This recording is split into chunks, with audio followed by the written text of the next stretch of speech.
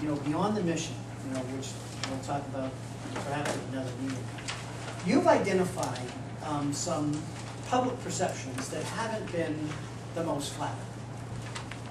And you've been very honest about that, which is a good thing. So the next question is, what ideas might you have that would change the perception that people have, whether it be parents, and you might have different ideas for different stakeholders.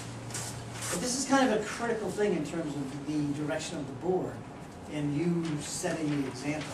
If it's to improve the image of the district, if it's to open up more lines of communication, if it's to change some of the public perceptions that they presently have, you talk, Terry, about, well, what are we going to do about that?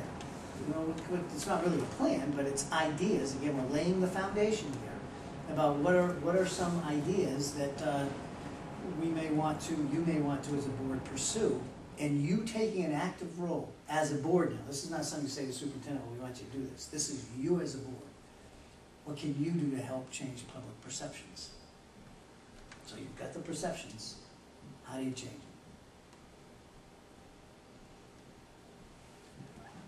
I think, like you talked about with the warehouse, you need to explain in the paper what happened and why, you know. Press releases. You know, this came up and this is why we had a change, or, okay, well, we didn't pay enough attention, we'll let this get a little out of hand, whatever it is. I think the public is forgiving if you don't hide it. I think that's true. If you're right up front, you get in front of it and you say, hey, you know, even if I screwed up here, here's what I would do next time. People want to know that. Okay, it's not a pattern. You're actually going to, you recognize you could have done it differently. But also, then follow up with all the benefits this building is going to provide for the school district and everything else, that they understand what it's being used for and how it's going to be. So there's balance. That's right. So we'd say a balanced press releases. The reason why we approved it in the first place, the way we did, was for these reasons. Okay. Another, so having the board occasionally put out balanced press releases about issues that you're dealing with. And maybe, I mean, by doing that, the board could then have some control over what gets in the newspapers about what's happening. As I mentioned, when they know there's going to be discord, they're right there at the meetings taking notes and pictures. But when there's no discord, they're not there. So what gets into the press is only when there's discord.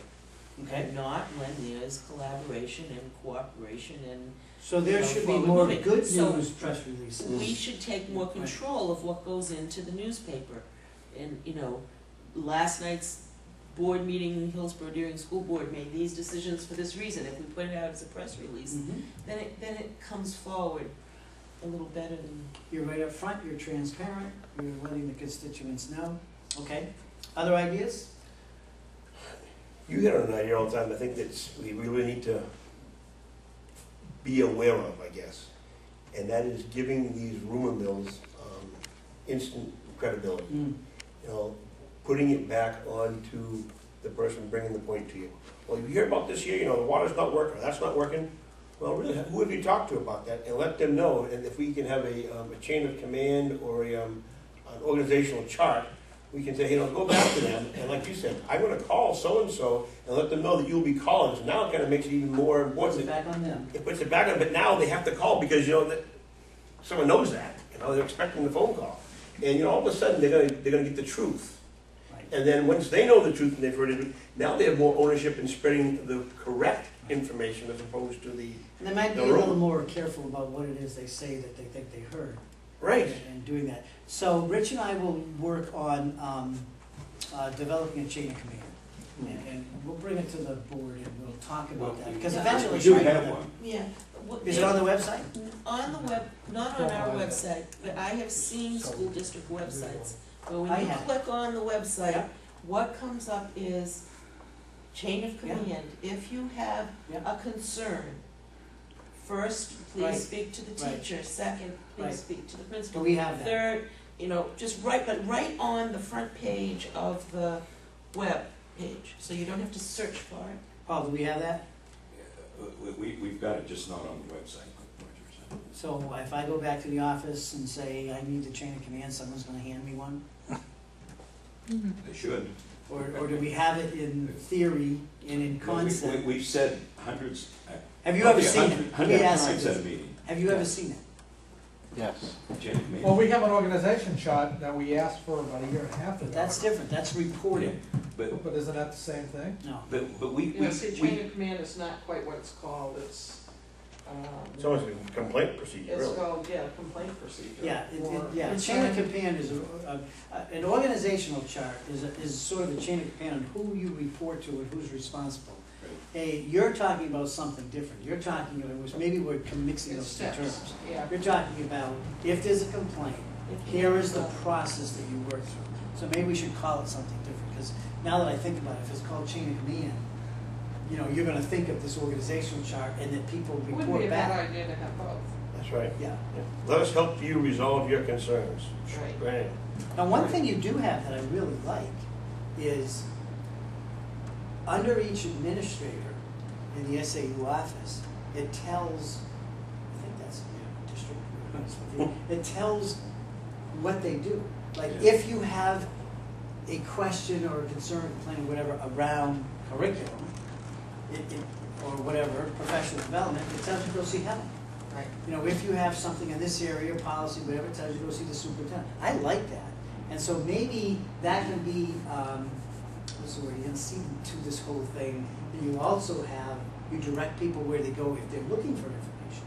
Right. So we could have, we've told them, you start with where the problem is, if it's with the coach or the teacher, Yeah. and then if it's with the coach, athletic director, principal, superintendent, and so forth. You know, a lot of times people don't want to confront.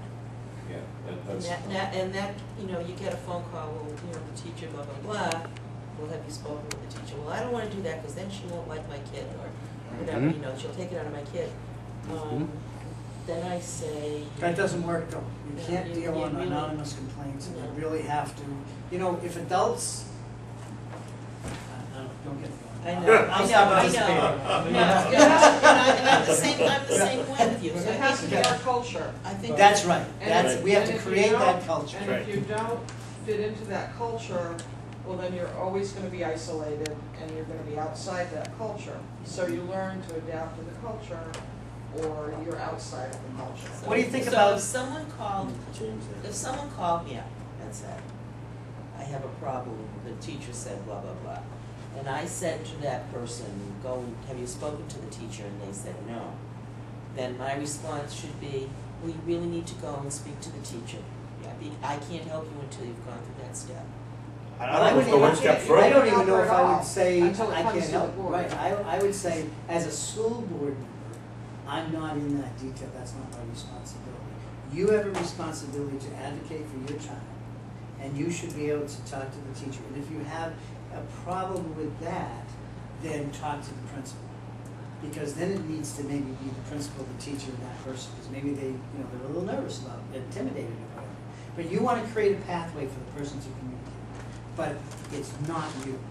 You should not be the go-between. I'm gonna go research this, I'm gonna come back and I'm gonna tell you what happened. That's not a good use of your time, it's not appropriate as a board member, and it also lets these things happen invisible to me. You know, invisible to maybe people, you know. That you can actually make a difference and Right. change the situation. Other things, because I'm gonna move on.